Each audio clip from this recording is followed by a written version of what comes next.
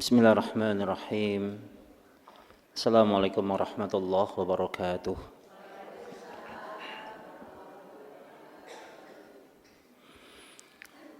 Innal hamdalillah nahmaduhu wa nasta'inuhu wa nastaghfiruhu wa nastahdi wa natubu ilaih. Wa na'udzu billahi min sururi anfusina wa sayyiati a'malina. May yahdihillahu fala mudilla lahu wa may yudlil falan tajida lahu waliyyan mursyida.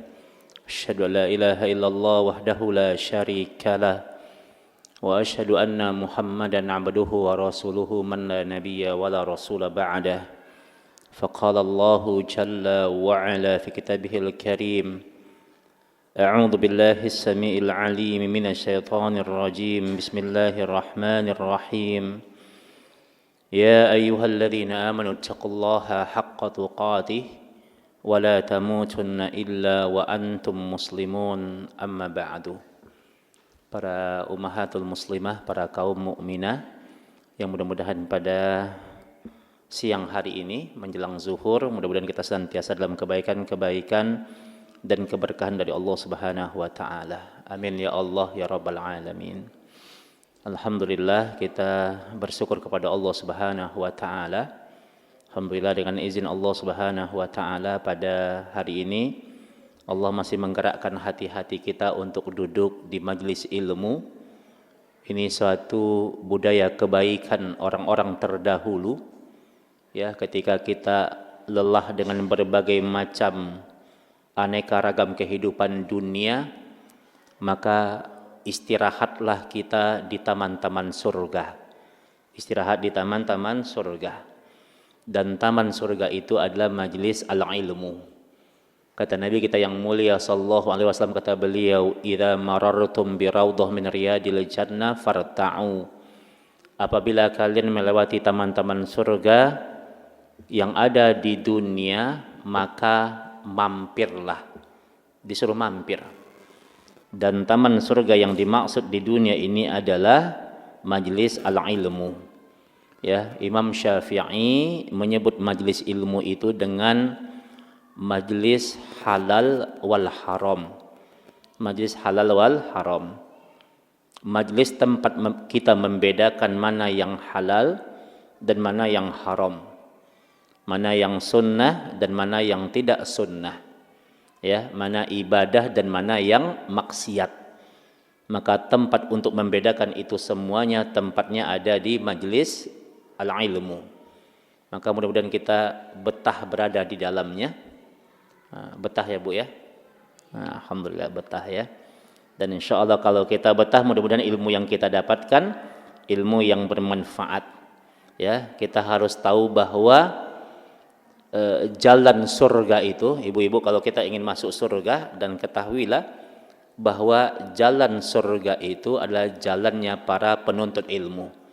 Jadi jalan surga jalannya para penuntut ilmu. Ya, Nabi kita mengatakan, man salaka tariqan yaltamisu fihi ilman sahalallahu lahu bihi tariqan ilal jannah. Barang siapa yang meniti jalan untuk menuntut ilmu agama, belajar ilmu syar'i, maka Allah akan mudahkan baginya jalan untuk menuju surga. Makanya nanti orang yang punya kebiasaan untuk duduk di majlis ilmu di dunia, maka nanti mereka akan reuni ya, reuninya di surga. Amin ya.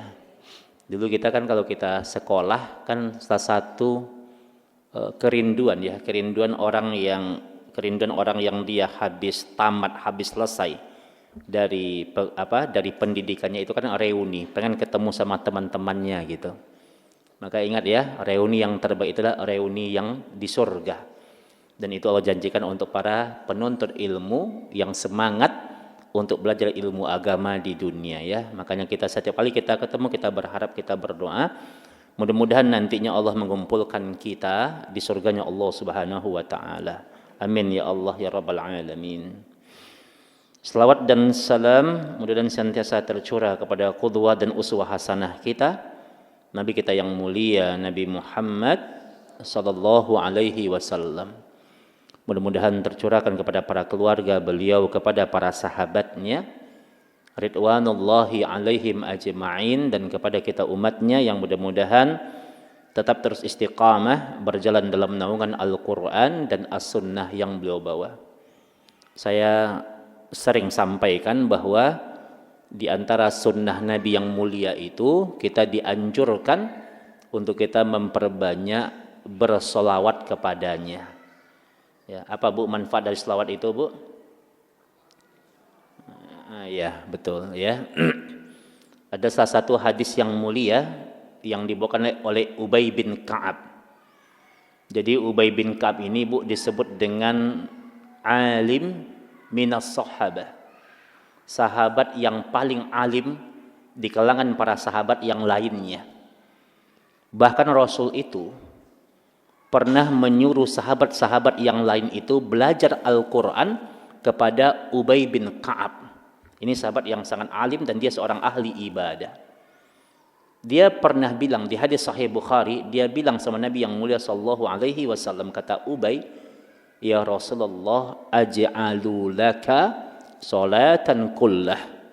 Ya Rasul, aku telah jadikan hari-hariku di siang hari, di malam hari, aku jadikan hari-hariku itu untuk memperbanyak berselawat kepadamu. Nah, jadi dia punya waktu dan dia tiap hari siang malam di sela-sela aktivitasnya dia memperbanyak bersolawat. Maka Nabi kita merespon perkataan dari Ubay bin Ka'ab radhiyallahu ta'ala anhu, kata Nabi kita yang mulia, idzan tuqfi laka hammuka wa yughfar laka dzambuka. Jika engkau memperbanyak berselawat kepadaku, idzan tuqfi laka hammuka, Allah akan menghapuskan semua kesusahanmu. Kesusahanmu akan Allah hapuskan semuanya. Segala bentuk kegundahan di hatimu itu Allah hapuskan. Kemudian wa yughfar laka dzambuka, dan Allah akan ampuni dosa-dosamu. Masya Allah. Ini amalan yang ringan tapi sangat besar manfaatnya. Ya. Allah hapuskan semua apa? Kesusahan kita. Ubay bin Ka'ab ditanya, bagaimana cara berselawat yang terbaik? Gimana caranya Bu selawat yang terbaik? Sekarang kan banyak ya versi-versi selawat ya. Yang baik itu gimana, yang terbaik itu? Nah, kata Nabi kita yang mulia, selawat yang terbaik itu adalah sama dengan cara kita membaca solawat pada saat kita baca tahiyat akhir di dalam sholat kita. Kan ada bacaan selawat tuh. Itu yang terbaik. Kenapa itu dikatakan yang terbaik? Karena ibadah yang terbaik adalah sholat. Dan semua bacaan di dalam sholat itu, mulai dari takbiratul ihram sampai salam, semuanya bacaan yang terbaik. Makanya sholat itu kewajiban di atas kewajiban. Kita mau ngomong ibadah apapun Bu, mau ngomong syariah apapun, mau ngomong fikih apapun, tidak ada satupun ibadah yang bisa mengalahkan kewajiban sholat, enggak ada. Ini kewajiban di atas kewajiban. Bahkan sholat itu menjadi sebuah ukuran kebaikan ibadah seseorang di hadapan Allah. Baik sholatnya, baik semua ibadahnya. Itu kaidahnya. Makanya orang kalau nggak beres sholatnya, Allah akan bikin berantakan urusan dunianya. Makanya ada seseorang yang sering terlambat sholatnya, maka ditegur oleh Nabi yang mulia sallallahu alaihi wasallam. Kata Nabi kita yang mulia, la yazalu qaumun yata'akhkharun hatta yuakhirahumullah. Kata Nabi kita, suatu kaum yang sering terlambat sholatnya, maka Allah akan bikin lambat semua urusan dunianya. Nah, jadi boleh jadi gaji kita terlambat, apalagi karir kita terlambat, ya, ekonomi kita lambat, ya, bonus kita terlambat, bisnis kita terlambat, boleh jadi faktornya karena kita sering terlambat sholatnya. Islahu sholatakum fa aslihullah hayatakum. Perbaiki sholatmu maka Allah akan perbaiki hidupmu. Kenapa enggak beres masalahmu? Karena enggak beres sholatmu. Itu jawabannya. Ya, makanya sholat ini karena dia terbaik, maka bacanya terbaik. Maka kalau ditanya selawat yang gimana yang terbaik, jawabannya selawat yang dibaca ketika sholat, itu selawat yang terbaik. Banyak versi selawat itu. Kalau kita kumpulkan ada sekitar 7-9 versi selawat. Tapi yang terbaik, yang sesuai dengan dalil yang benar, yang sah ya, yang kuat dan yang terbaik adalah selawat seperti kita dalam sholat.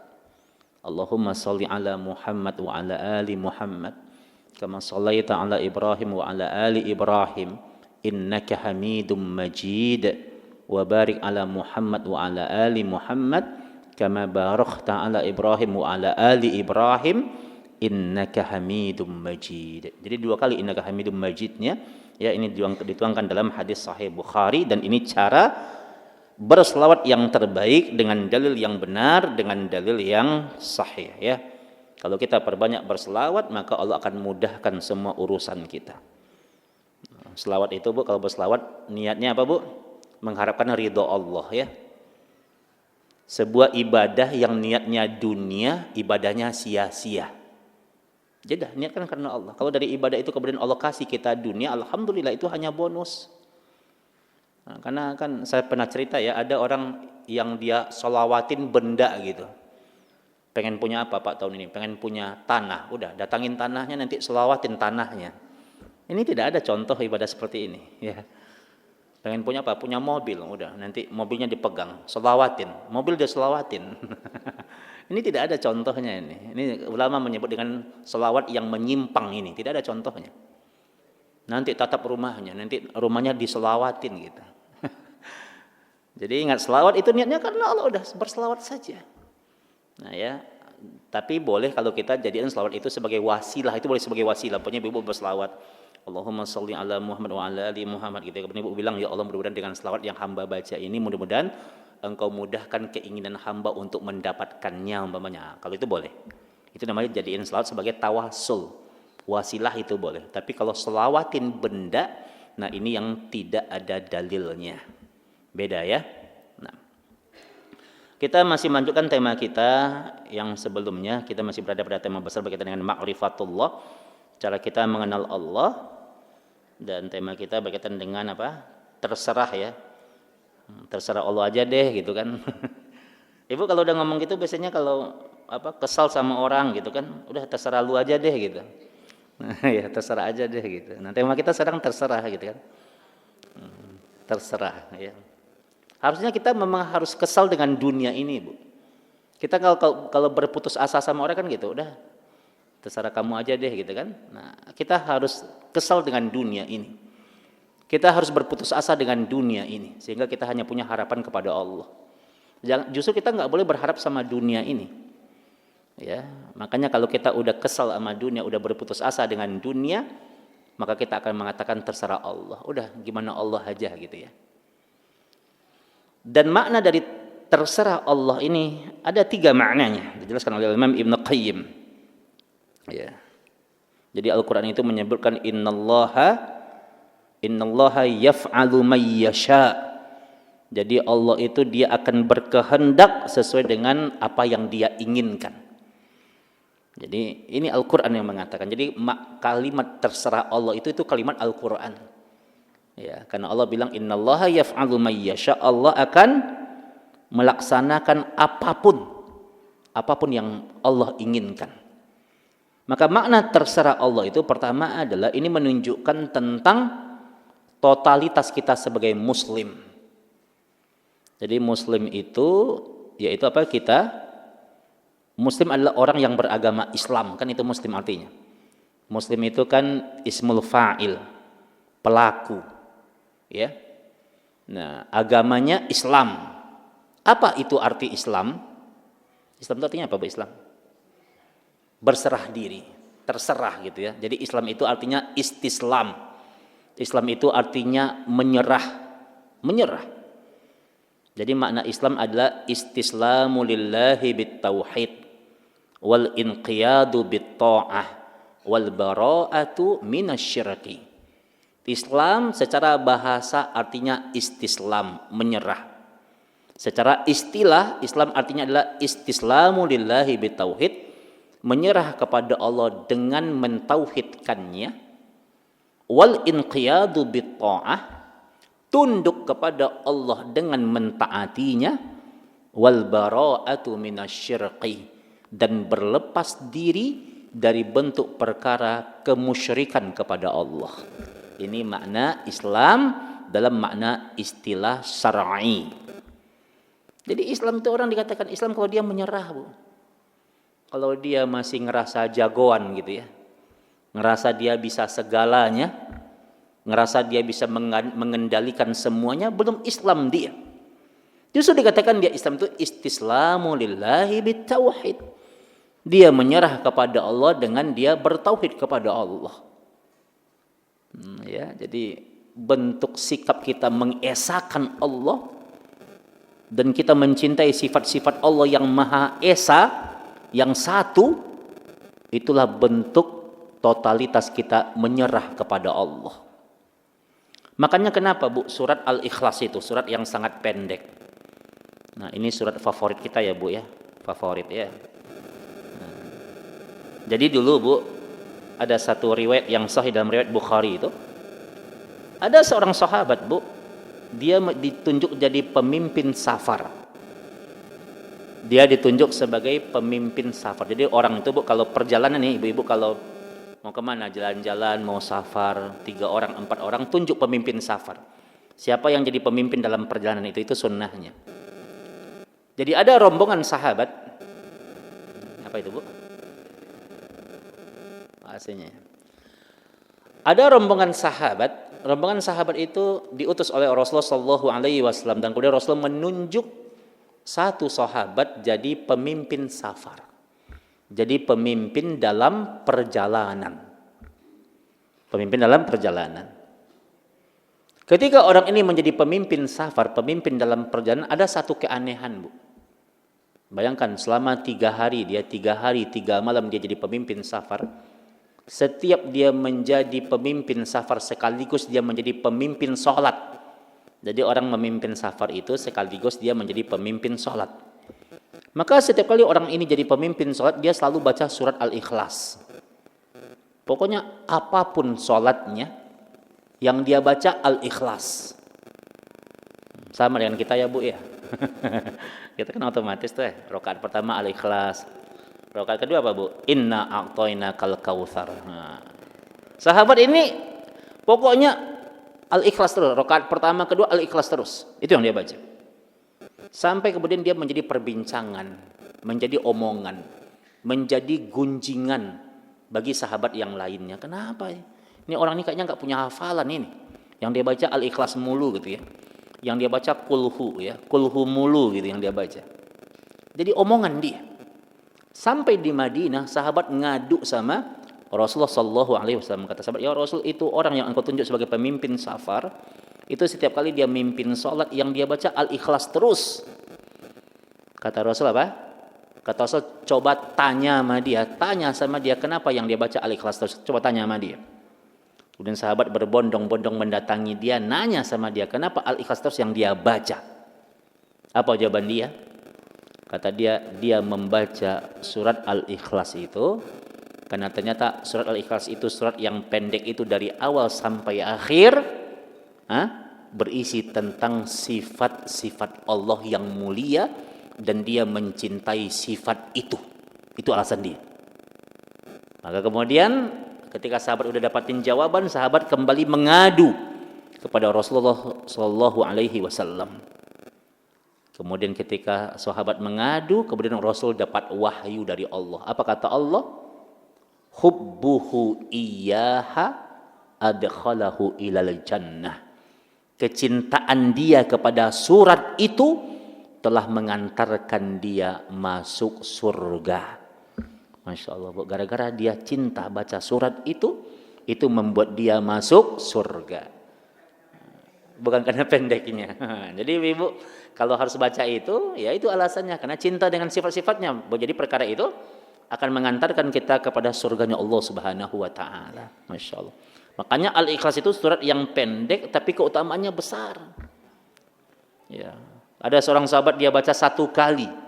Kata Nabi kita yang mulia sallallahu alaihi wasallam, kalau dia baca 1 kali itu apa? Ta'dilu thulutsum minal Qur'an. Kalau kalian baca 1 kali, maka itu sebanding dengan 1/3 Al-Qur'an. Berarti kalau kita baca 3 kali, sama dengan khataman Quran. Iya, jadi khataman Quran itu pahalanya. Jangan sampai, Bu, udah khataman berapa kali, Bu? Udah 10 kali, Ustaz. Gimana caranya gitu ya? Baca Al-Ikhlas sebanyak 30 kali. Ya. Jadi tentu tidak sama dengan khataman ya, tapi pahalanya itu menyamai. Itu karena saking mudahnya. Ada lagi kata Nabi kita yang mulia, Al-Ikhlas itu kalau kita baca 10 kali. Ibu tiap pagi biasakan baca Al-Ikhlas 10 kali. Ada di hadis Sahih Bukhari.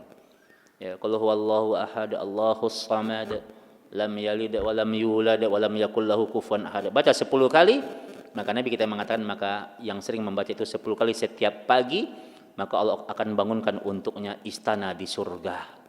Ini hadis sahih ya. Nah, maka insyaallah ini akan menjadi kebaikan. Kenapa Al-Ikhlas menjadi satu hal yang mudah? Menjadi satu hal yang lebih utama, menjadi satu hal yang kemudian istimewa, karena di Al-Ikhlas itu ada satu sifat yang disebut dengan As-Samad. Ya, Allah tempat meminta, Allah zat untuk kita bergantung, artinya kita menyerahkan urusan kita kepada Allah. Ini yang menunjuk Al-Ikhlas, ini yang membuat Al-Ikhlas itu menjadi surat yang istimewa. Karena di situ ada sebuah pernyataan kita untuk kita menyerahkan urusan kita kepada Allah. Jadi kalau kita berserah kepada Allah, yaudah deh gimana Allah aja deh gitu ya, maka yakin itu sumber datangnya pertolongan Allah. Kalau kita udah nyerah itu di situ. Dan kita harus ingat terkadang pertolongan Allah itu datangnya di persimpangan yang terakhir. Nah, ya, kita udah nyerah. Kemarin kita bahas di pekan sebelumnya, di bulan sebelumnya ya. Jadi makna dari berserah diri itu, ini adalah konsep tawakal sebenarnya. Ketika kita yakin dengan pertolongan Allah, kita yakin Allah akan menolong kita, dan kita melihat makhluk ini sudah tidak bisa lagi diandalkan. Jadi kalau di hati kita masih mengandalkan si fulan, masih mengandalkan si fulana, masih berharap kepada si fulan, ya, itu yang akan membuat susah datangnya pertolongan Allah. Tapi kalau kita total, ya Allah udah nggak ada di makhluk yang bisa diandalkan, udah deh, gimana Allah aja deh gitu ya. Nah itu tuh, di sikap pasrah itu, di situ akan datang pertolongan dari Allah Subhanahu wa taala. Ya, jadi kuatkan keyakinan kita. Jadi pasrah itu artinya kita yakin dengan Allah akan mendatangkan pertolongannya. Dan inilah sikapnya para nabi. Ya, Nabi Ibrahim ketika dibakar, dia baca hasbunallah wa ni'mal wakil. Hasbunallah wa ni'mal wakil. Cukuplah Allah bagiku, Allah sebaik-baiknya penolong. Kata Imam Al-Qatadah, itu Ibrahim dia sedang menyerahkan urusannya kepada Allah. Dia serahkan urusannya kepada Allah, maka di situ Allah datangkan pertolongannya. Karena dia menyerah kepada Allah. Jadi ibu-ibu kalau udah letih nih dengan berbagai macam urusan dunia ini, bilang hasbunallah wa ni'mal wakil, udah deh, aku serahkan urusan aku sama Allah, biar Allah yang ngurusin gitu ya. Nah itu tuh, Allah akan datangkan pertolongannya. Lihat ketika Nabi Yunus ditelan dalam perut ikan dia mengalami 3 kegelapan. Kegelapan di dasar laut, kegelapan ya dalam perut ikan, kegelapan di malam hari gelap, kegelapan di atas kegelapan, sangat-sangat gelap. Maka kemudian Yunus mengatakan la ilaha illa anta. Dia puji Allah, Bu. Jadi kalau kita lagi punya masalah, puji Allah segera, bersandar kepada Allah. Jangan bersandar kepada makhluk yang butuh dengan sandaran. Bersandar kepada Allah. Maka ketika Yunus kemudian dia ditelan dalam perut ikan, dia enggak memprotes Allah dia. Dia enggak menyalahkan keadaan. Tapi kemudian dia puji Allah, la ilaha illa anta. Tidak ada ilah yang berhak disembah kecuali Engkau ya Allah. Tidak ada Tuhan yang berhak disembah kecuali Engkau ya Allah. Dia puji Allah. Ya. Dan dia katakan subhanaka, maha suci Engkau ya Allah. Inni kuntu minadh dhalimin, sesungguhnya aku orang yang zalim. Makanya ibu-ibu, kita kalau mendapatkan musibah, Kalau kita diberikan musibah oleh Allah Subhanahu wa taala, maka di antara kaidah agar kita tegar dalam kebaikan-kebaikan itu, kalau kita dapat musibah, maka di antara cara kita diberikan solusi oleh Allah kalau kita dapat musibah itu bertasbih kepada Allah. Bertasbih kepada Allah. Dalilnya itu terdapat di surat Qaf 39.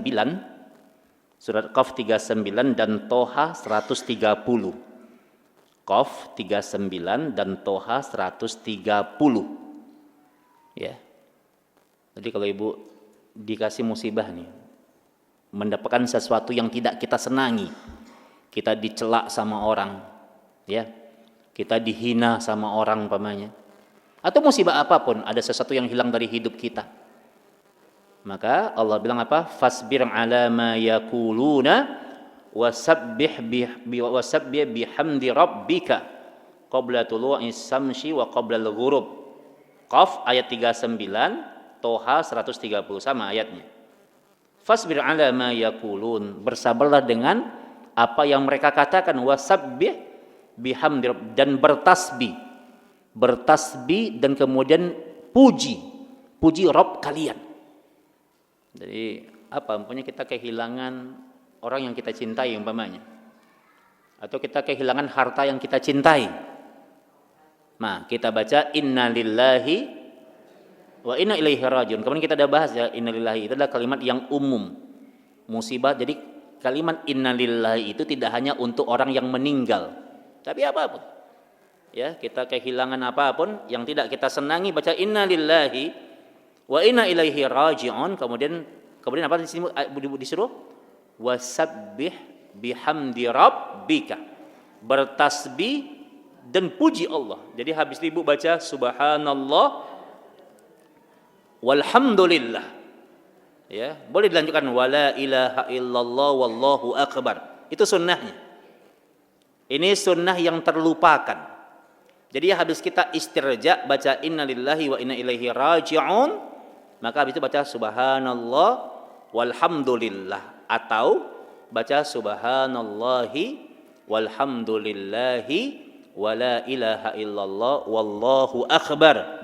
Ini adalah perintah Al-Qur'an untuk kemudian kita memuji Allah Subhanahu wa taala di setiap ujian musibah yang menimpa kita. Dan ini cara kita lihat Nabi Yunus. Dia bilang ketika dia ditelan dalam perut ikan, dia katakan la ilaha illa anta. Tidak ada Tuhan yang berhak disembah kecuali Engkau ya Allah. Subhanaka. Itu dia. Subhanaka. Maha suci Engkau ya Allah. Dia bertasbih. Makanya Allah bilang laula kana annahu minal musabbihin lalabisa fi batniha hatta yauma yub'atsun. Kalau Yunus itu ketika dia diuji, dia enggak memuji Allah, enggak bertasbih kepada Allah, maka dia akan selamanya dalam perut ikan sampai kiamat ditegakkan. Tapi dia puji Allah. Makanya salah satu cara kita agar kita keluar dari musibah, salah satu cara agar musibah yang menimpa Allah ganti dengan anugerah. Kan kita ingin kalau ada musibah yang menimpa kita, kita ingin diganti oleh Allah dengan anugerah. Ada kenikmatan di balik musibah. Caranya apa? Ketika ditimpa musibah, wasabbih bihamdi rabbika. Bertasbih kepada Allah dan puji Allah. Nah, makanya di antara kalimat yang mulia yang harus kita baca kalau musibah menimpa kita, bacalah subhanallah walhamdulillah, atau subhanallahi walhamdulillah wala ilaha illallah wallahu akbar. Ini sunnah yang terlupakan ya, dan harus kita hidupkan kembali sunnah yang mulia ini. Nah, ini zikirnya para nabi ini. Dan Yunus dia katakan inni kuntu minadh dhalimin. Ya Allah, aku ini orang yang zalim ya Allah. Jadi kalau ada musibah menimpa kita, jangan buru-buru nyalahin orang gitu. Mungkin ada sesuatu yang enggak kita senangi menimpa kita, jangan buru-buru nyalahin orang. Karena boleh jadi perkara itu menimpa kita itu karena dosa masa lalu kita, dan Allah menegur kita. Ya. Makanya kata Al-Imam Ibnu Rajab Al-Hambali di kitabnya Jami' Al-Ulum wal Hikam, kata beliau katakan ma nazala alaihil bala illa bi dzambin. Tidaklah ada bala, musibah, bencana, sesuatu yang buruk menimpa dirimu illa bidzambin, kecuali karena dosa-dosamu. Jadi kalau ada sesuatu yang buruk menimpamu, kenapa itu menimpamu? Karena dosamu. Bayangkan seorang Yunus saja, seorang nabi saja, orang yang terjaga ibadahnya, terjaga akhlaknya, nggak pernah nyakitin orang, selalu bantuin orang. Ketika musibah menimpa dia, apa yang dia bilang? Inni kuntu minadh dhalimin. Ya Allah, aku ini pendosa ya Allah. Aku yang berbuat zalim itu aku ya Allah. Dia nggak nyalain orang dia. Dia yang dia salahin. Maka di antara cara kita menyerahkan urusan kita kepada Allah, anggaplah diri kita ini orang yang hina di hadapan Allah, Bu. Jangan menganggap paling suci di hadapan Allah, anggap kita hina di hadapan Allah. Ya, makanya ada satu sabda Nabi di hadis Sahih Bukhari itu, barang siapa yang menganggap dirinya itu hina di hadapan Allah, dia punya dosa, wa yalqallahu aminan. Nanti di hari akhirat dia akan berjumpa dengan Allah dalam keadaan suci dari dosa. Kalau dia anggap dirinya berdosa, dirinya penuh kekurangan. Tapi kalau dia beranggap dirinya itu adalah aminan, oh dia imannya paling tinggi, dia paling suci. Ya, kalau dia beranggapan diri dia adalah suci, maka wa yalqallahu athiman. Nanti di hari akhirat dia akan berjumpa dengan Allah dalam keadaan dia membawa dosa-dosanya. Nah, makanya kita kalau di hadapan Allah itu hinakan diri kita.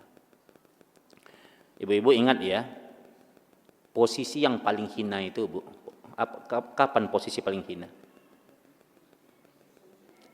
Nah, posisi paling hina itu kata para ulama, ketika kepala itu sejajar dengan kaki, itu hina itu.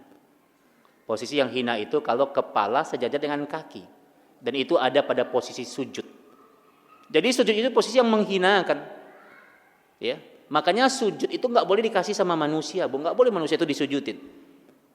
Dan itu hanya berhak satu-satunya as-sajadu lillah. Sujud itu hanya milik Allah, nggak boleh sama yang lain. Haram hukumnya, nggak boleh. Anak sujud sama orang tua tuh nggak boleh. Ya, nggak boleh sujud. Itu hak Allah kan, itu kan litaksis. Sujud itu hanya milik Allah. Kalau ingin menghormati ibu, menghormati orang tua, banyak caranya tanpa sujud. Makanya sujud itu adalah posisi yang hina, tapi kemudian dia akan menjadi posisi yang sangat mulia, sangat istimewa kalau dia ditempatkan hanya untuk Allah. Makanya di antara gerakan sholat, gerakan yang paling mulia itu gerakan sujud. Karena hanya dikasih sama Allah gerakan itu, enggak sama yang lainnya. Ini akidah ini. Makanya ibu-ibu kalau nanti acara anak-anak nikahan, kadang-kadang ada begitu nikahan saat acara apa tuh? Sungkeman apa, anaknya disuruh sujud gitu ya. Jangan, banyak cara yang lain. Ya kalau anaknya dia hanya sekedar apa? Dia bersandar atau kemudian dia nundukin kepalanya di lutut ibunya, umpamanya di lutut, itu nggak apa-apa. Tapi kalau sujud itu nggak boleh, Bu. Banyak cara terbaik untuk menghormati orang tua tanpa melanggar aturan Allah. Ya. Ada anak-anak dia mah giliran sujud dia sama orang tuanya. Tapi sehari-hari dia ngelawan aja sama orang tuanya. Gitu. Jadi jangan simbol-simbol begitu jangan kasih sama makhluk ya, tapi itulah hak Allah Subhanahu wa taala. Nah. Ya, jadi ini yang kita pahami. Jadi terserah Allah itu lihat amalannya para nabi, para rasul. Ya, mereka kalau kepepet itu udah gimana Allah aja deh. Gimana Allah? Jadi ayat Ayat anti galau, ada namanya ayat anti galau ya. Ya, apa tuh ayat anti galau? Al-Baqarah ayat 45 itu ya. Wasta'inu bis-sabri was-shalah wa innaha lakabiratun illa 'alal khashi'in. Ya. Minta tolonglah kalian dengan sabar dan salat. Itu berat kecuali bagi orang-orang yang khusyuk ya. Apa Bu? Itu ayat anti galau. Jadi kalau lagi galau ngadu dengan sabar dan sholat. Sabar artinya doa, sholat, tegakkan sholat. Makna terserah Allah aja deh. Yang kedua maknanya adalah ini berkaitan dengan iman. Dan kita tahu di antara perkara iman yang paling penting adalah rukun iman yang keenam. Apa itu yang keenam? Takdir. Ya, an tu'mina bil qadri khairihi wa syarrihi. Beriman kepada Allah dengan takdir, dengan ketetapan Allah, baik takdir itu takdir yang baik ataupun takdir yang buruk. Berarti dia takdir yang buruk dong. Maksud buruk di situ buruk dalam pandangan manusia. Ya, tapi kalau kita melihat dalam pandangan Allah, tidak ada perkara apapun yang buruk yang Allah putuskan untuk kita, itu enggak ada. Mungkin ada orang yang terlahir enggak punya tangan, dia lahir. Apakah itu buruk? Enggak. Pasti ada hikmah yang terbaik. Mungkin ada seorang wanita udah sekian tahun dia berumah tangga, dia enggak dikasih anak sama Allah, enggak dikasih anak sama Allah. Apakah itu buruk? Enggak. Itu kebaikan untuk dia, ada hikmah di balik itu semuanya. Pasti ada hikmah. Ya, kita kan sering dengar kalimat-kalimat yang indah ya, ungkapan-ungkapan ya. Ya, Khadijah ya, dia menemukan jodoh terbaiknya di usia 40 tahun. Baru ketemu tuh dia jodoh terbaiknya. Aisyah enggak punya anak. Coba Aisyah. Suaminya seorang nabi. Dia seorang wanita soleha, ya. Apalagi bapaknya Abu Bakar manusia terbaik setelah Nabi dan Rasul Abu Bakar. Anaknya nggak punya anak. Apakah itu aib? Ya tidak, ada hikmah yang terbaik. Ya, Asyiyah punya suami Fir'aun, durhaka sama Allah. Yakinlah Bu, yakinlah. Seburuk apapun suami kita, nggak ada apa-apanya dibandingkan Fir'aun gitu ya. Itu aja buat menghibur diri kita ya. Seburuk apapun suami kita, tidak ada apa-apanya dibandingkan Fir'aun. Maka bersabarlah. Ya, jadi rumah tangga seburuk apapun yang terbaik bertahanlah. Karena tidak ada satupun sejarah yang mengatakan Asyiyah itu yang kemudian dia datang ke KUA dan dia minta diceraikan oleh Fir'aun. Enggak ada. Karena memang tidak ada KUA di zaman itu. Tapi intinya dia enggak minta cerai gitu, itu aja intinya. Maka rumah tangga itu Bu bertahan. Bahkan Asyiyah itu dia meninggal dunia di tangan Fir'aun. Ya, kan dihimpit tuh di padang pasir, dihimpit dengan batu yang besar. Ya. Kemudian tangannya ditelentangkan. Bayangkan wanita yang lemah itu. Wanita yang lemah itu apa? Dihimpit dengan batu yang besar itu. Dan dia hanya minta sama Allah, dikatakan Rabbi bani li 'indaka baitan fil jannati. Ya Allah, enggak apa-apa Fir'aun menyiksaku ya Allah, sampai mati aku ikhlas. Tapi aku minta kepadamu ya Allah, bikinkan aku istana di surga. Dia minta dibikinkan rumah di surga dia. Maka Allah perlihatkan dia ketika kemudian apa? Kematian mendatangi, dia lihatin sama Allah tempatnya di surga Asyiyah. Kemudian dia tersenyum. Dia tersenyum menjemput kematiannya. Tuh Bu. Itu suami udah kurang ajar banget tuh Bu ya gitu. Udah enggak sholat, ngaku Tuhan ya, membunuh orang tiap hari gitu kan. Sampai bininya aja dibunuh sama dia. Jadi ibu-ibu untuk menghibur diri gitu, kalau seandainya kita diuji ya, seandainya diuji dengan suami yang tidak seideal harapan kita, maka bayangkan Fir'aun. Bayangkan Fir'aun ya, suami kita nggak ada apa-apanya dibandingkan jahatnya Fir'aun itu. Nah, ya, jadi takdir ya, nggak ada takdir. Jadi takdir itu baik buruk itu dalam pandangan kita. Tapi yakinlah nggak ada yang buruk sesungguhnya. Ya, kita nggak tahu Ustaz kenapa Allah ciptakan surga dan neraka Ustaz. Itu adalah bagian dari bentuk konsekuensi pilihan kita. Makanya ibu-ibu kalau mengimani takdir itu apa? 4 hal.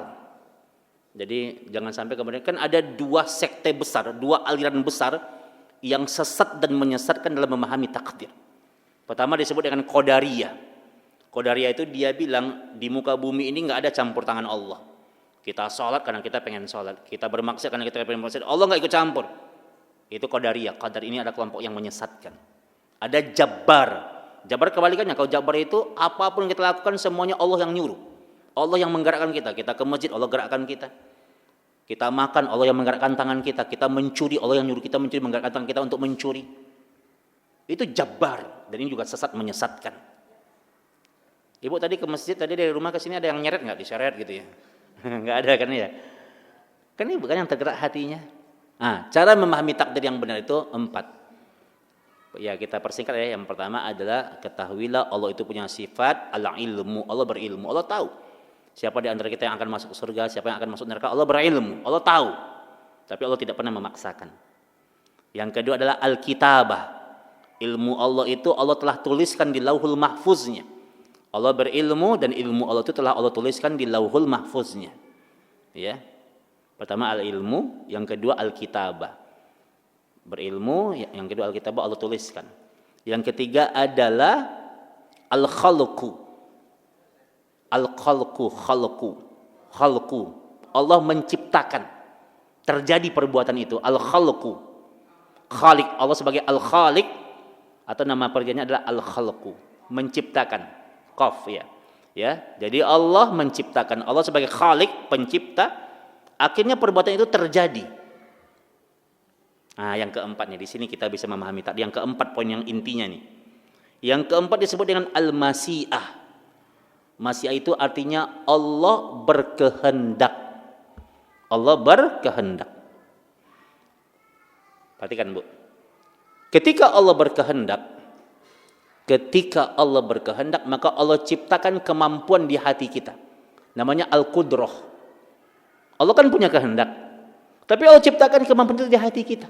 Qudrah namanya, kemampuan. Maka kita yang memilih.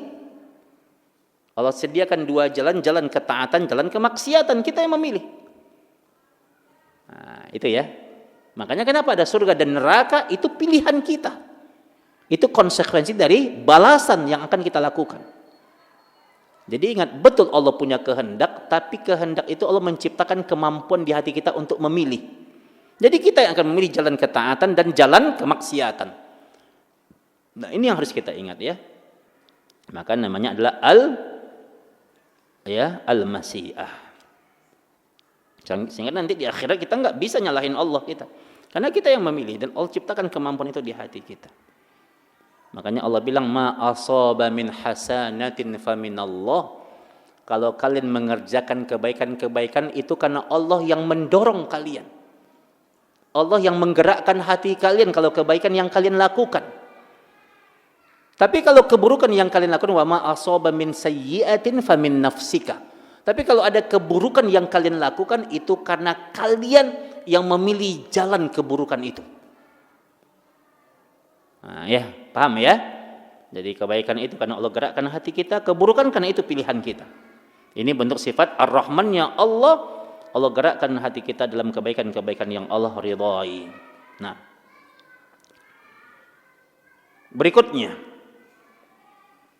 apa makna terserah Allah itu? Maknanya adalah karena Allah itu sebagai Rabbul Alamin. Apa itu Rabbul Alamin, Bu? Rabb itu artinya apa? Rabb, pemilik. Rabb, makanya orang Arab mengatakan Rabbul Ibil, pemilik onta. Rabb itu adalah muradif, ya, persamaan sinonim dari kata-kata al-milku, kepemilikan. Maka Allah itu, kita ini milik Allah. Kita, fisik kita, tubuh kita, organ kita milik Allah. Suami, istri, anak-anak milik Allah. Dan Allah akan mengambil mereka suka-sukanya Allah. Suka-sukanya Allah.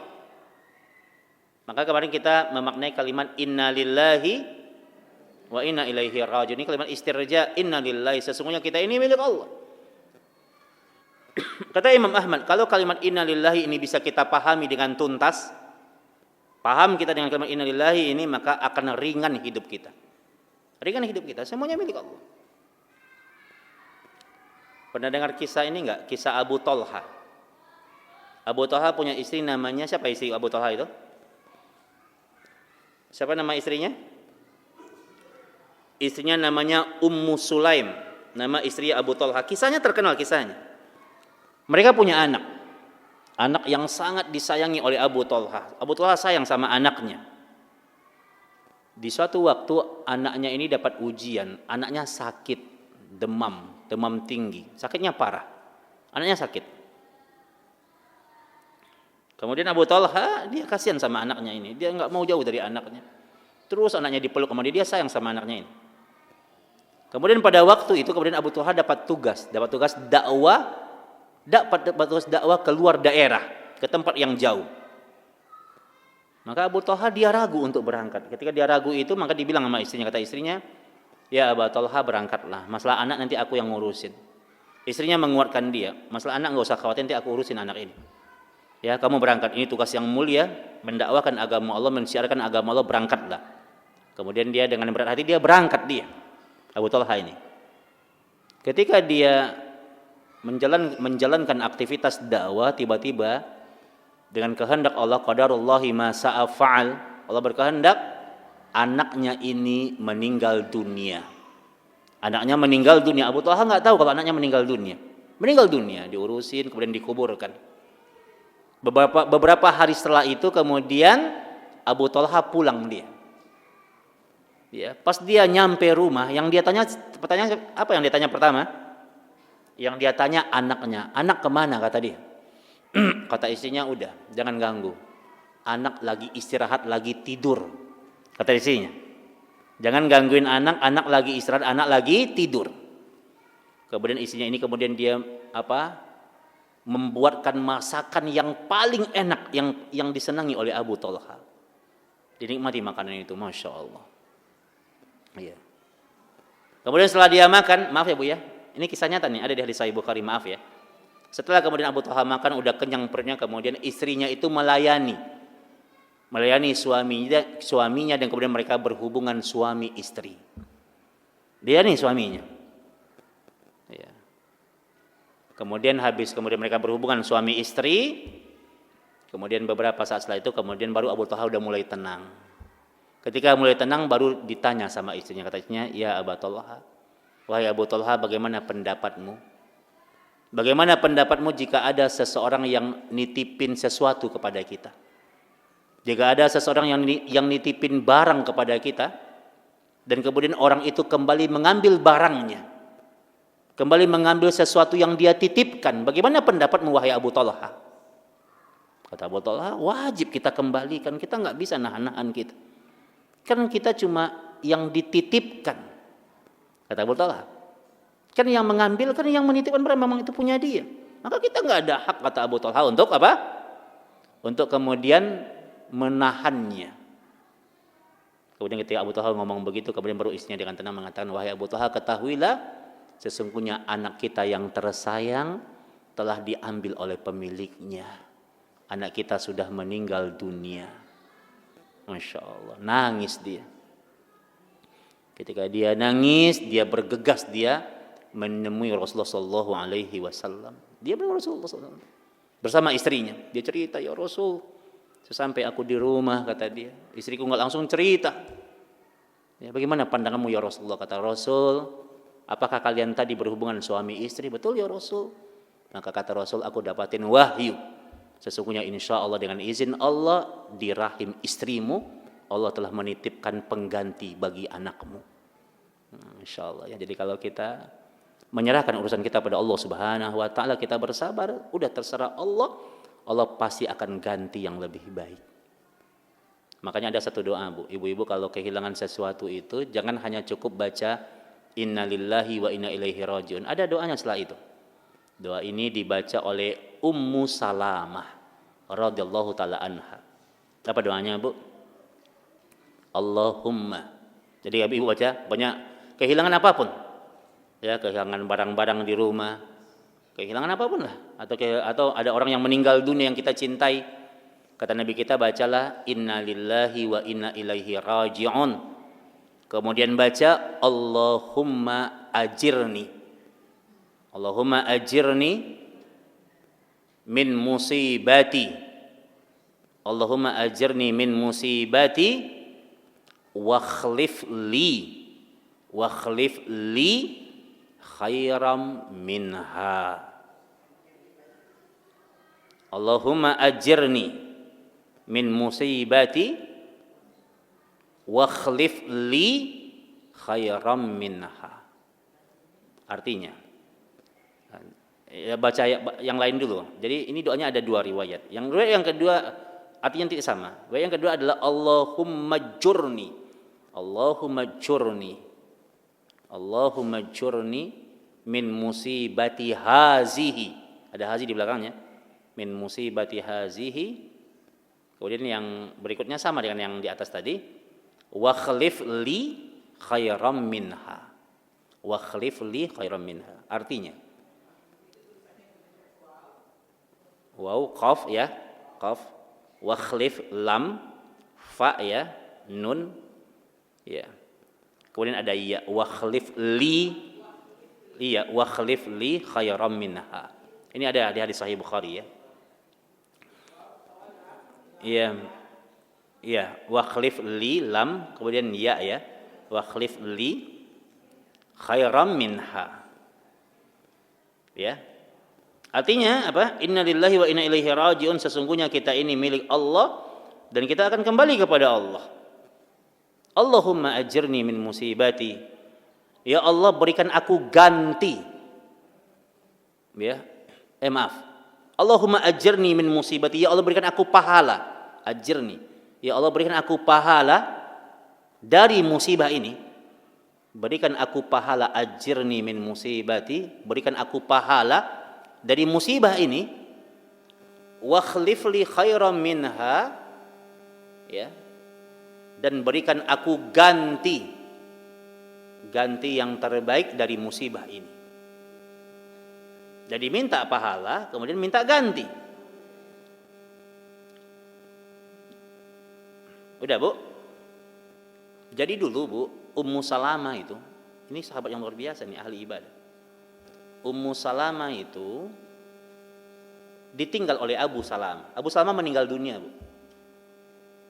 Dan Ummu Salamah melihat tidak ada laki-laki di dunia ini yang lebih baik daripada Abu Salamah. Itu bagi siapa? Bagi Ummu Salamah. Bagi dia Abu Salamah itu laki-laki yang terbaik. Laki-laki yang paling ganteng, yang paling rajin ibadahnya, yang paling soleh, yang paling sayang sama istri, yang paling bertanggung jawab. Bagi dia Abu Salamah itu segalanya. Sehingga ketika kemudian Abu Salamah meninggal dunia, dia dilamar oleh Abu Bakar Bu. Ummu Salamah ini dilamar dia, ditolak sama dia. Dia menganggap nggak ada yang lebih baik daripada Abu Salamah. Dilamar oleh Umar, ditolak sama dia. Kemudian dia dilamar oleh Rasulullah sallallahu alaihi wasallam. Ada enggak yang lebih baik daripada Rasulullah?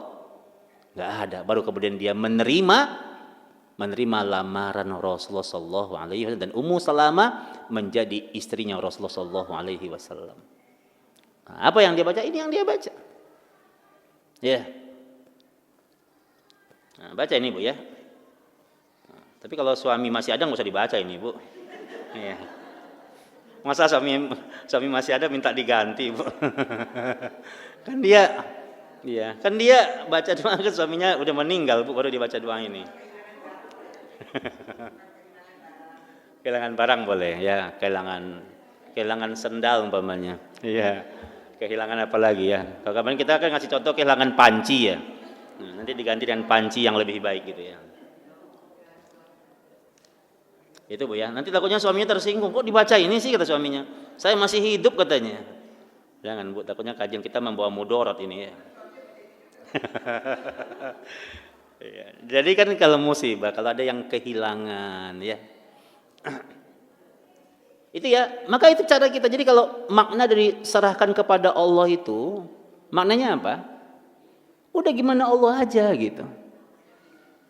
Ya, dan pasti Allah ganti, jadi serahkan kepada Allah. Ya Allah, udah terserah kamu Allah. Allah kasih ganti yang lebih baik. Ya. Makanya kalimat inna lillahi kita udah bahas kemarin ya.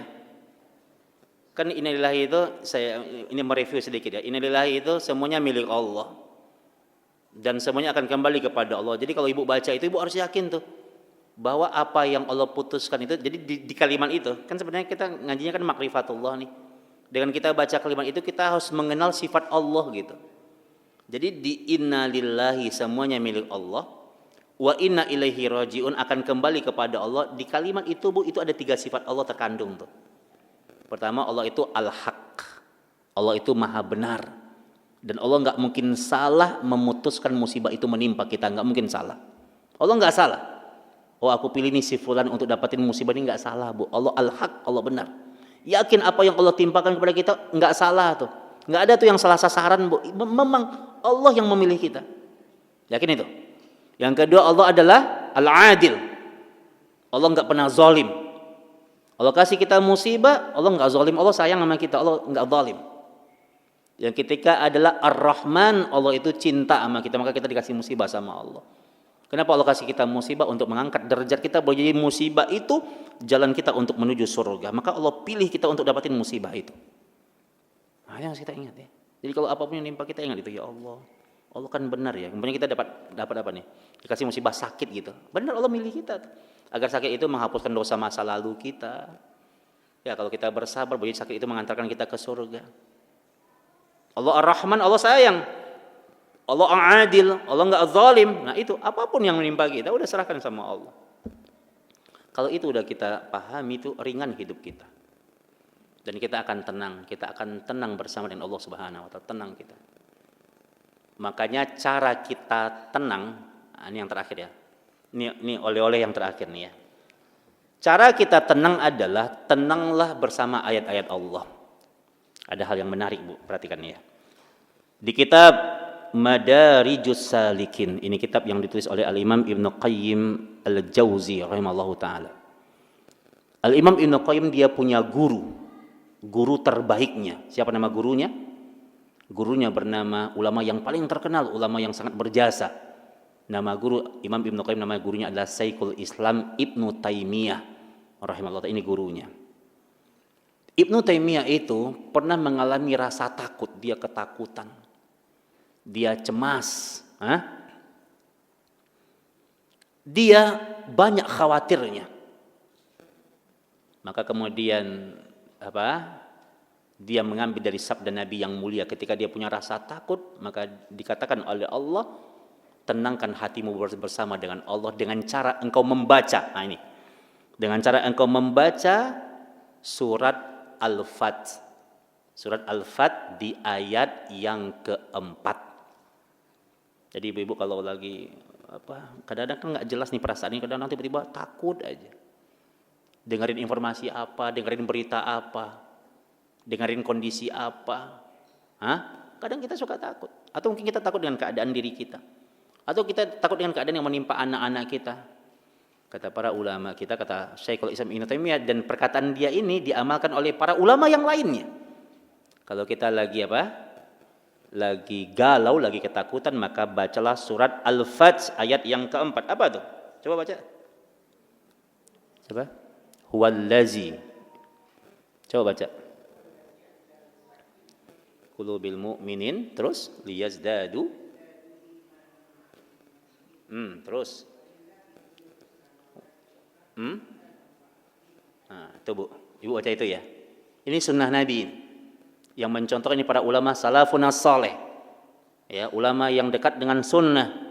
Ulama yang mendakwakan sunnah, kata dia, kalau kita lagi galau, lagi khawatir, lagi takut, agar kita bisa menyerahkan urusan kita kepada Allah, biar hidup kita ini gimana Allah aja deh gitu ya.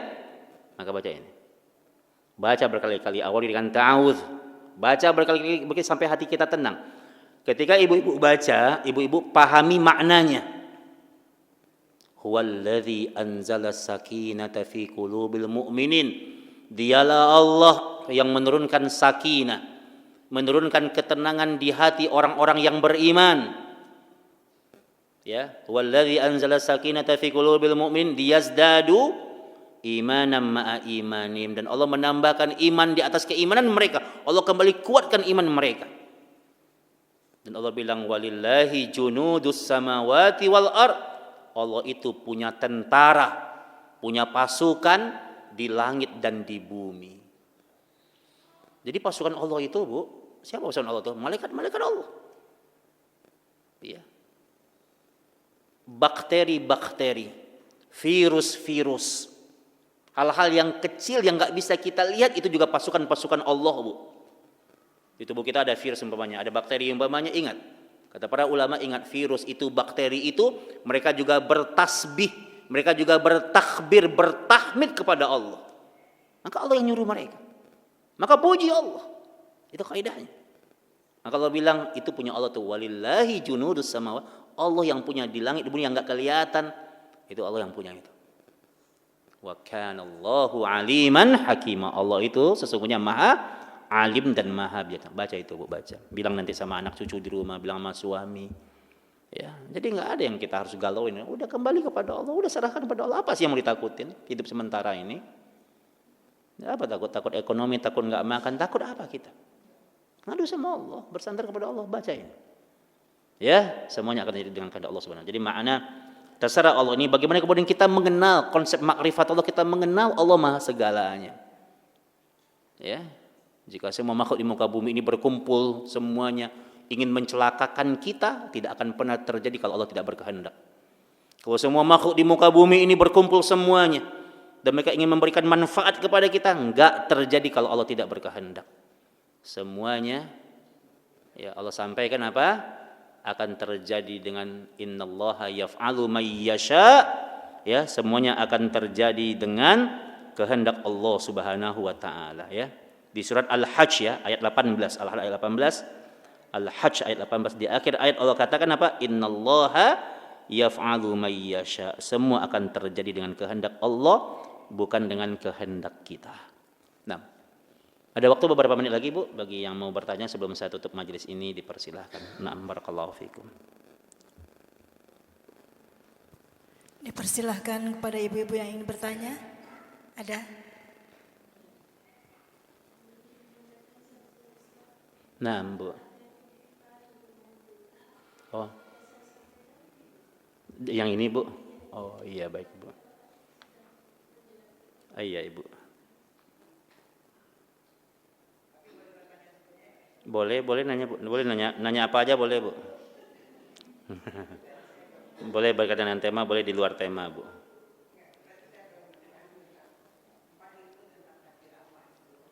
Rukun ya.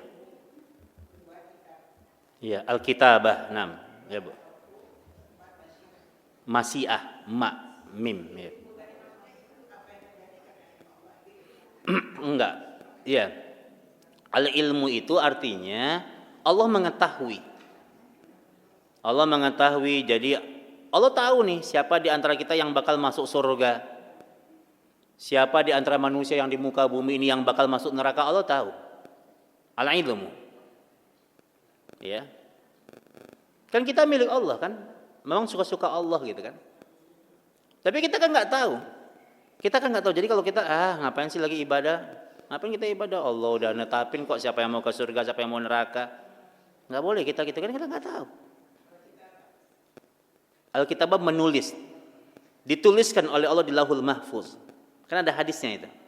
Rufi'atil aqlam wa juffatis suhuf. Jadi pulpen telah dituliskan, lembaran telah kering gitu kan. Kalau al-khalqu terjadi perbuatannya itu. Al-masyiah Allah berkehendak. Barakallahu fikum. Lagi Bu?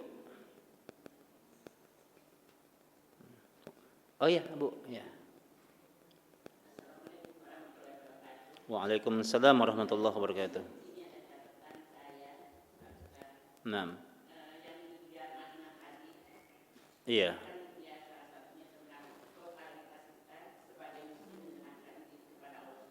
Iya, Ibu.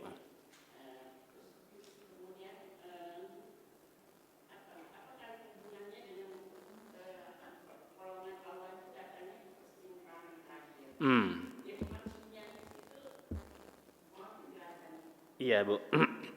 Jadi maksud dari persimpangan terakhir. Simpang itu ada berapa, Bu? Ada simpang 3, simpang 4, simpang 5 ya. Iya. Simpang sir juga ada. Insyaallah ya. Itu sebenarnya hanya kalimat-kalimat ungkapan ya, Bu ya. Jadi kadang-kadang maksudnya mungkin pertolongan Allah itu datang di detik-detik terakhir gitu. Maksud dari kalimat itu kalau kita udah nyerah, kita melihat ini makhluk udah nggak bisa lagi diandalkan gitu. Ini semua orang udah bilang mustahil deh kamu bakal bisa. Orang udah bilang mustahil gitu. Jadi kalimat itu munculnya itu dulu ada kisahnya tuh, Bu. Kisah seorang syekh, saya pernah cerita kalau nggak salah, seorang syekh dari Riyadh, dia kena sakit gagal ginjal. Dia sakit gagal ginjal, Bu. Ginjalnya rusak dia. Kemudian dia bikin iklan, ini kejadian nyata nih. Tahun 90-an kisahnya. Dia bikin iklan, kata dia siapapun yang bisa mendonorkan ginjal sama dia, maka dia akan kasih hadiah 40.000 dinar. Kalau sekarang nih, kalau kita pakai standar dinar Kuwait, itu 40.000 dinar itu habis setara dengan 2 miliar, Bu. Kurang lebih. Itu hadiahnya. Siapapun yang bisa ngasih donor ginjal sama dia. Akhirnya informasi itu ditangkap, diambil oleh seorang remaja putri dari Mesir. Jadi remaja putri itu dia ingin apa? Dia ingin mendonorkan ginjal sama si bapak tua ini. Akhirnya bapak tua itu dia terbang dari Riyadh, dia terbang ke Mesir. Sampai di Mesir, kemudian dia langsung datang ke rumah sakit. Sebelum dia masuk ruang operasi, dia bilang sama dokter, boleh nggak saya ketemu? Boleh nggak saya ketemu dengan orang yang mau donor ginjal sama saya? Boleh nggak katanya? Kata siapa? Kata si bapak tua itu. Kata dokter, tafadhol silahkan. Ketika dia masuk ruangan, dia mau ketemu sama orangnya, kaget dia. Ternyata anak gadis ini, remaja dari Mesir ini. Kemudian dia ngobrol sama anak itu, "Nak, kenapa engkau ingin donorkan ginjalmu kepada aku?" Karena kan di beberapa negara itu ada peraturan, saya pernah baca artikel kesehatan itu, ada beberapa aturan nggak sembarangan orang donor ginjal itu kan. Terus bapak tua itu dia nanya, "Kenapa kamu ingin donorkan ginjalmu kepada aku?" Kata si anak ini, "Karena alasan ekonomi," kata dia, alasan ekonomi. Dia ingin membantu orang tuanya terpuruk, usahanya hancur, dia ingin bantu orang tuanya. Kemudian si bapak tua itu dia nangis, "Nak, begitu mulia hatimu, nak, begitu tulus hatimu, engkau ingin bantu orang tuamu, engkau korbankan dirimu." Maka kata si bapak tua ini, "Nak, ambil uang ini harta 4.000 dinar ini menjadi milikmu, nak." Dan dia bilang, "Enggak usah, donorkan ginjalmu kepadaku, enggak usah." Dan dia bilang, "Aku menyerah kepada Allah, aku tawakal kepada Allah, aku serahkan urusanku kepada Allah." Kemudian dia terbang lagi, pulang lagi dia ke Riyadh. 1 minggu setelah itu kemudian dia kembali cek di rumah sakit dan semua dokter bilang ginjalnya sehat.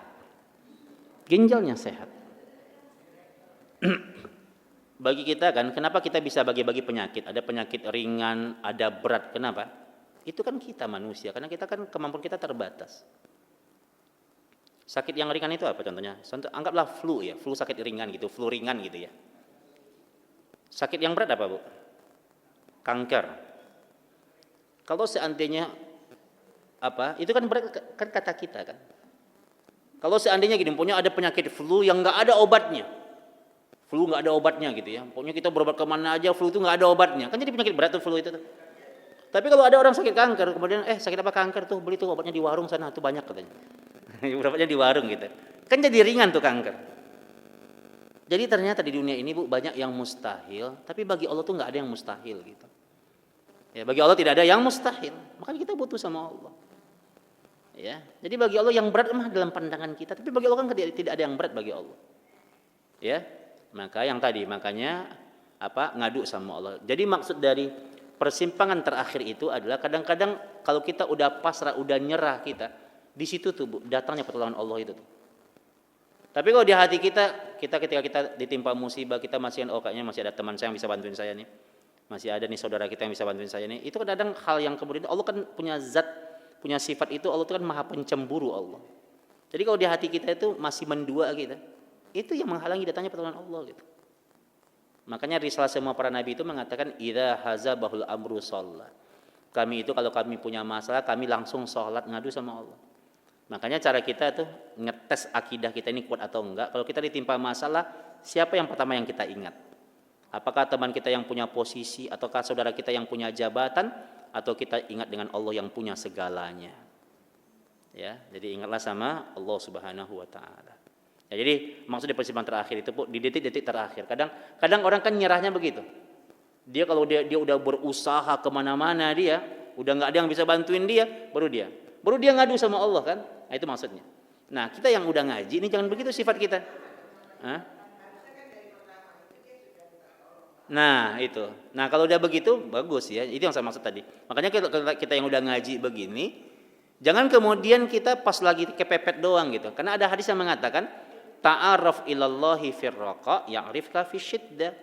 Kenali Allah di saat kalian senang, maka Allah akan kenal sama kalian di saat kalian susah gitu. Kenali Allah di saat kalian lapang, maka Allah akan kenal sama kalian di saat kalian sempit.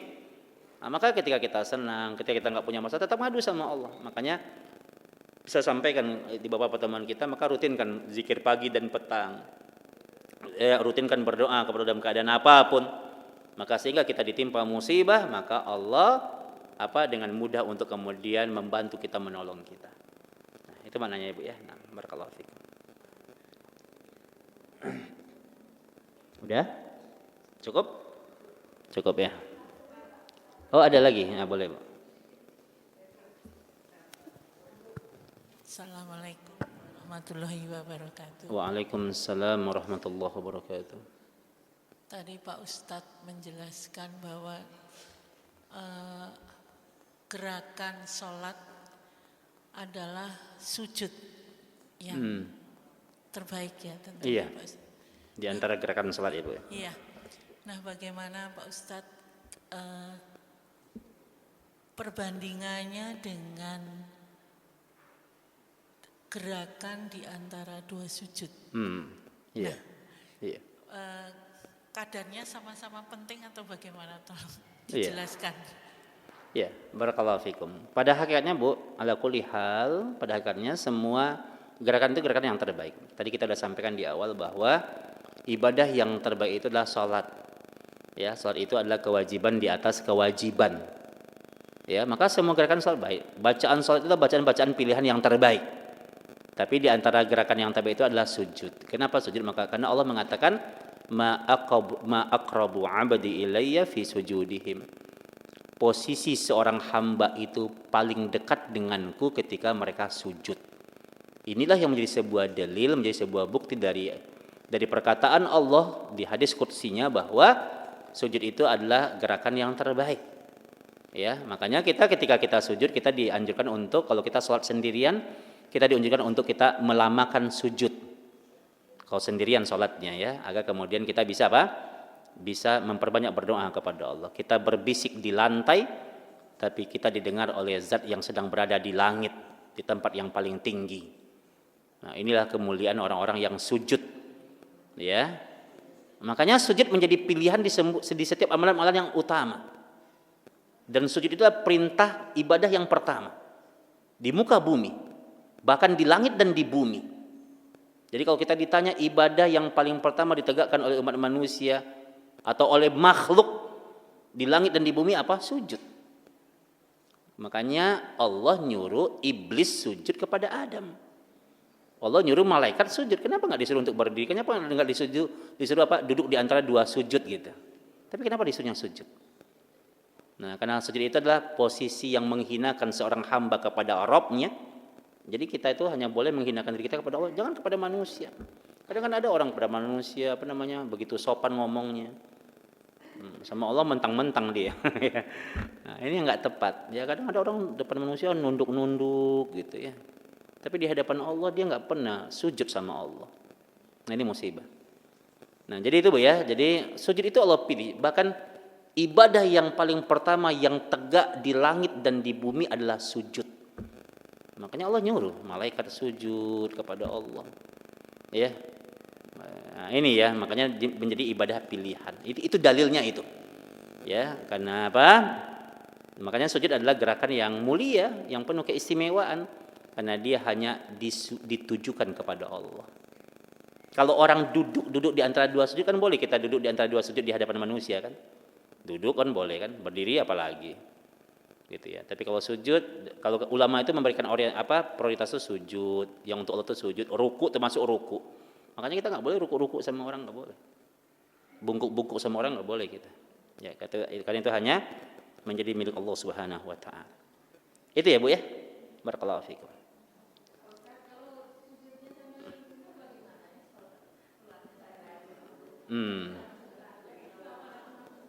Iya.